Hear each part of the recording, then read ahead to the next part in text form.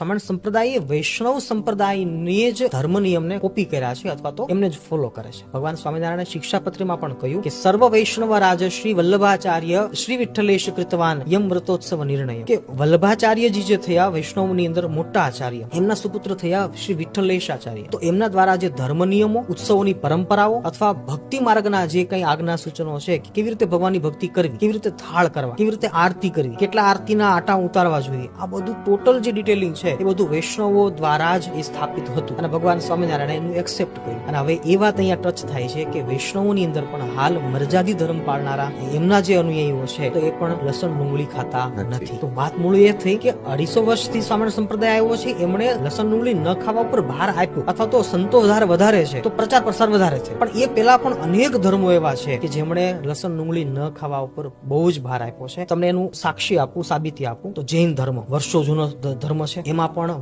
હજી સુધી ક્યારેય પણ લસણ ડુંગળી ખવાતા નથી. ભારત દેશની અંદર જૈન ધર્મનું બહુ મોટું શાસન છે. અમુક મોટા મંદિરોની અંદર ત્યાં દરરોજના હજારો લોકો એ રસોડે જમવા